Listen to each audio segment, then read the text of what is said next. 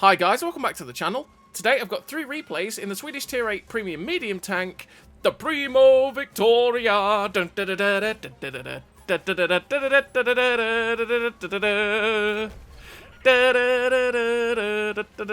Anyway, if you like the video, as always, don't forget to like and subscribe down below, as it really does help out the channel. And yes, the Primo Victoria is a tank that most of you will know about because it is the skinned version of the STRV 81, and it's also been given away a couple of times as well, the Primo Victoria. Most people will probably already have this or have seen it about a lot because it is a very, very common tank to see. It's actually more common than the unskinned version. But it is a pretty damn nice tank, is the Primo Victoria, because it's a Centurion, right? And it's got pretty average mobility, just like a Centurion. It's got pretty good turret armor, just like the Centurions. It's been buffed recently with its DPM, which is fantastic. The DPM on this tank is now absolutely incredible, and the reload at 4.52 seconds is utterly fantastic. It's not great hull down when you go against the Tyran, though. The Tyran just kind of laughs at you, but that's because it's a Tier 10 TD. But yeah, the gun handling on it is fantastic. The DPM is fantastic. The mobility on it is fairly average. It's average mobility, right? It's 50 kilometers an hour top speed with a 17.72 horsepower per ton ratio, which means you do hit 50 kilometers an hour top speed. But yeah, it's just, you know, you tend to be between 47 and 50. And so the gun handling on it is great because you have a 1.24 accuracy during movement and a 0.87 accuracy during rotation, which means the aim circle does not bloom out that badly. And because you've got a 1.84 second aim time with the build that I've got, it means that the gun does aim in very, very quickly, and you will have a pretty good time with it. That's why I run all of the gun perks and the gun stabilizer, because you can knock that accuracy during rotation and movement down as low as possible. The aim circle just won't bloom out that badly. As you can see, from a full turn, full swivel, full turret rotation, that gun bloom is not that bad. And because you've got 1.84 second aim time, it does zoom in pretty quickly. You've also got 0.25 accuracy at 100 meters, which means that this gun is actually very, very accurate even at distance, which is glorious. You've got a 4.52 second reload, which is the 3052 DPM, which is great for a Tier 8 medium, and it's actually one of the better ones out of any of the Centurions as well. You have APCR standard and APCR premium, which has 1300 meters a second shell velocity on the standard APCR, which is fantastic, and 1400 meters a second on the premium APCR, which again is fantastic. For a Centurion, that is absolutely lovely. You got 226 penetration on the standard APCR, with 258 penetration on the premium APCR, which means you'll be able to go through most things you're going to face. You're going to start to struggle against a lot of the heavy tanks against Tier 10s, but for the most part, you'll still be pretty okay. You've got 512 meters of view range with the build that I run, which means, again, you'll be able to use the strength of the Centurion, go get hull down on a ridgeline, and get a good spotting assist. You already saw that a little bit, although we didn't really get the assistance for it, but you saw that a little bit with the opening gambit here on Sand River, and the fact that we went to the mid-ridge and we actually spotted quite a few of their mediums and TDs that were up on top of the ridgeline. We took a big hit from the Tyran for doing it, but yeah, we spotted those guys, and we could have got assistance if our team shot them, but, well, our team we were ahead of the team, right? So they were never going to get any shots into them. So what do I run in terms of a crew and equipment? Well, on the Primo Victoria, I do run Born Leader, Rapid Reload, Sixth Sense, Trap Mechanic, Situational Awareness, Steady Aim, Snapshot, Run and Gun, and the Camouflage Expertise. And in terms of the equipment, I run the Advanced Loader, the Gun Stabilizer, and Optics. Optics to be able to get myself up to that 512 meters of view range. The Gun Stabilizer knock the accuracy during rotation and movement down to that 1.24 and 0.87. And the Advanced Loader to make sure that the DPM gets to that 3052 that I've got. And then all 3 gun perks again to knock the gun handling of this vehicle down to be as good as humanly possible, because that is one of the strengths of the vehicle, and I want to make sure that it is going to be able to use that fantastic DPM and make sure this gun is always ready to go. And the Camouflage Expertise, just because I'm a medium tank and sometimes I like to take fairly aggressive bush locations, and it's a little bit nice sometimes to not get spotted immediately when you fire, or just not get spotted immediately when you do go to these bush locations, like on Westfield and stuff like that. Although you do still only have 341 meters of stilted concealment with that, which is still not great, but it's better than what it was before that. So it's down to you and how you want to set up the vehicle, because quite easily you could get rid of that and put rapid aim on. It's down to you and how you feel comfortable playing the vehicle, as always.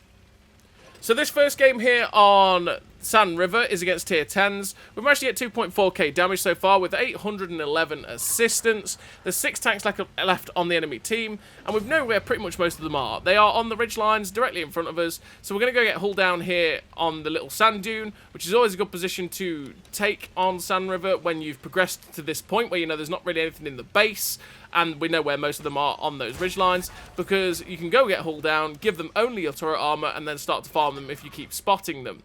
So we're just looking for shots at the Balsig. We did manage to get one into the Tyrann. There's still 4 tanks left. We know there's a heavy tank directly behind us, down below, sorry. We know that there's the Badger down below as well. The medium tank spotted at B1, and we've got the Tyrann. So we're hull down against the Tyrann. I'm sitting against this Tyrann going, ha, I'm hull down. I'm using my gun depression. He is going to struggle to pen me, right? Mistake. Nope. Tyrann doesn't care. He went straight through the turret front and shut us down. And we finished with the victory. The 2 kills, 3,675 damage, the bit of assistance, the first class, the Confederate, 1,811 at base XP. A pretty decent game for the Primo Victoria there on Sand River in a tier 10 game. It just showed off again what the Primo Victoria wants to do. If you can help out your teammates like we did with the T58 with the DPM, get in there and help out. And then also get yourself to ridge lines. We can go hull down, bounce a decent amount of shots off the turret, and just keep this gun singing. Does it work against Tyranns? Well, apparently not, because, you know, well, this tank does have 254mm of thickness on the turret front. Pretty standard for all Centurions. But, like, if you're going against stuff like a Tyrann that's got 303mm of penetration or whatever it is on the standard penetration of a Tyrann, it will probably still go through the turret armor, but you've got the chance that, because your gun mantle is pretty good and you've got angles, that if you're bobbing up and down on a ridge line, it's going to make it difficult for the Tyrann to actually be able to pen you. But yeah, sometimes it still laughs at you and, you know, the bad times, right? So we're on to the second replay. In the second replay, we are on Ghost Town in the Primo Victoria. We're going to hull down here immediately at F4, which is always a decent position to take straight away on Ghost Town, because you can sort of go hull down here, shoot across at stuff like where this Brumbay has been spotted, go down into a little bit of a hull down wall, and you can assess where the enemy team is going, because, you know, it's one of those maps that people can go around like a donut. Sometimes you end up in a position where you're here, not many of your team actually go to the HJK line, and then you end up facing the barbarian hordes at your gates that all go to like G5 and realise, oh, I'm all alone. And sometimes the whole enemy team can rush around the BC line and not much actually goes to the JK, which means you can push a bit more aggressively on this side, which is what's happening in this game. It's just one of those games, that's why I like to take our position at F5-6, because it just lets you assess what is actually going off, and there's still the potential for getting damage and cutting off attacking routes on the map, right? So, we're pushed into the buggy. We're against tier 6s, right? We can bully these tier 6s with our fantastic DPM. We haven't got good armor, but we're decent enough, right, to deal with these guys. We're not going to bounce a Brumbayer because he's going to fire HE, and the HE might hurt. But because we've got the DPM, we can just shut that guy down. And good night, Mr. German tier 6 TD. We noticed that there's a heavy tank in the corner, but I decided, okay, no, you know what? I need to go in and get stuck in on all the tanks that are trapped around this corner. So instead of going round where D6 is, we're going to go round the 7 line instead, get up behind them and see if we can get them caught in a crossfire. But as we're going, we end up finding an Iraq 105 and a Panzerjäger in a position. So we spot these guys up, which is good because that'll help our team out. But we also managed to get a few shots into them. A VK-101P comes around and it's like, oh no, that's the raid boss. What are you doing here, Mr. Raid Boss? I don't want to see you. Why are you here, bro? Oh, I wanted to get a lovely, juicy crossfire. He's doing the right thing, but we have managed to track him in place, which has fed us a little bit of assistance, and we're going to start side scraping off the side. Oh! There goes the head! Down goes VK! Down goes VK! And yeah, that was a detonation. We get a nice shot on the move into the Iraq, and we're coming around now to help our team out and get that crossfire that we originally wanted on this Emil 1951 and the medium tank. Going for the tracking shot on the Emil 1951 so that we can at least get some assistance if he gets shot, which happens by the ISM, and we do get like 50 assistance, so it was worth it, right? But anyway, now the Super Pershing, who is being attacked from the front, but fully turns for us. We do manage to track him in place. Going for that drive wheel yet again to feed us some assistance. Always going for that assistance damage if we can. And we're up to 778 assistance. Now the Panzer... Oh, gone. I've waxed lyrical about your gun, and you missed that shot on the Panzerjäger, but we snapped that shot on the Iraq 105. RNG, it giveth and it taketh sometimes, right? Ugh. Well, and it giveth and it taketh. It giveth right there with the shot into the Iraq on the move, sets him on fire, finished off the game with the epic victory. 4 kills, 4,200 damage, 778 assistance. The first class, the high caliber, the sniper medal, with the 1942 base XP. A pretty decent game there for the Primo Victoria, and that's a first class. 1942 base XP. Normally that'd be an ace, but hey-oh. And we're on to the third and final replay of this video, and we are on El Haloof. And on El Haloof, where I want to go is go get hull down at B3, B2, catch some shots into the people crossing the 1 line, and then start fighting the people that might sit on the ridge lines at C2. So we're just going to charge ahead of our team that way and try and get to that position early, because that's what you want to be doing if you do go to B2, B3, is get there early, catch the people out, and then get the shots in where you can, because it starts to turn into a bit of a stalemate slog after that initial fight, because naturally the enemy team's already crossed the open, and that's where it gets just that little bit awkward. So currently there's a light tank spotted in the middle. They've got a medium tank down at H8. We tried to go for the RBRT into the Tiger 131 because I'm not quite sure what Tiger 131 is doing. I'm not sure that's going to go well for you, Mr. Tiger 131. So, you know, I could go for the initial shots on their tanks as they cross, or I could go for the free farm into the Tiger 131. And I'm a man who likes a free farm. So, you know what, Mr. Tiger 131, if you want to feed us your hit points, I'm going to punish you for it, because at the minute he's not even being punished by anyone else. I'm the only one shooting the heavy tank that's driving across the open. There we go, the Tiger 131 gets shut down by a platoon mate, and there goes Mr. German TED.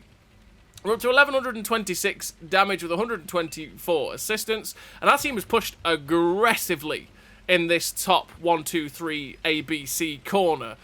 Our team's pushed very aggressively. Their team doesn't seem to have pushed at all. So we're going to go push our advantage, get on this ridgeline again, and go hull down. You're going to hear it all the time, where we're only showing our turret front to the enemy team, so that we're showing the strongest part of our armor on the tank, which makes it very difficult for them to pen us, and uses our strength at maximum. We shut down the Stir Mill that was at the back of the map, because obviously he could hit us for 500, that would hurt. I'm still getting detected, and I'm not sure if it's the Carnarvon or if there's actually a TD still sat back there that's looking at us.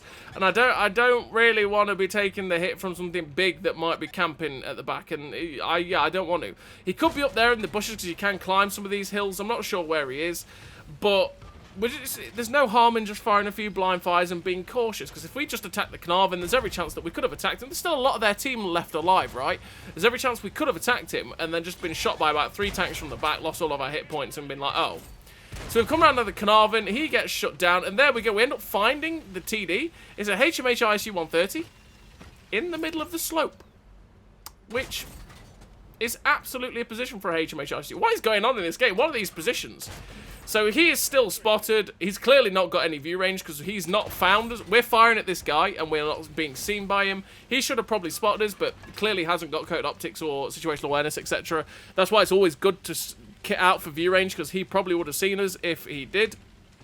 But with the ISU 130 ends up getting shut down. But now we are progressing against the enemy team, who are all camping at either K45 or on the little ridge line in front of us. So the Canonier Jagdpanzer 105 is now attacking our platoon mate. I'm not 100% what he's doing, but we get the ramming speed in, which is always great. I'm not sure what's going off. What are they doing? The M26 T99's now coming after us, rocketing away. We've got the dead Canonier Jagdpanzer in front of us, which is great for us. And we get a low roll in, because we've got 230 alpha, but we only hit him for 202. But we guarantee the shot into that T99 to get rid of him. So yeah, when you're pushing this location, it's always best to push to the left, and that way you can shoot towards where the heavy tank is spotted at H3, and then also stay under the ridge line from anyone that might be camping on top of this little hill over here, and that limits the shots that they can put into you. But you also could possibly spot them too, which means that people where the heavy tanks are along the G line can also get shots at them after you're spotting, which will feed you assistance. But we know where the last 2 people are. It is the medium tank and the tank destroyer, so we know exactly where they are. It's the 5100, which is not the best tank to see. It's really not, because he's got a lot of shells. He's fired 2, he's fired 3, which means he's got 3 shells left in his clip. We put 1 shot into the back of him, put him down to a 1 shot. Can we get the kill shot into this 5100? No, because he ends up dropping down after the Brask. But we've snuck up behind this Stark STRV S1, who I'm not sure has realised that I'm here. Going for the tracking shot yet again to feed his assistance. But we missed the first tracking shot, and the second one ends up finishing the guy off anyway. And finish the game with a really nice total here for the Primo Victoria. Finished with the epic victory, 4 kills, 3,978 damage with 885 assistance. First class again, the high caliber, for 1912 base XP. A pretty decent game again for the Primo Victoria, just showing off what it wants to do. Most people already know what the Primo Victoria is all about, because it's been in the game for that long. It was the original Sabaton tank. It was the original Metalfest tank, but before Metalfest even became a twinkle in Wargaming's eye. So as always, everybody, thank you very much for watching. I'll see you next time.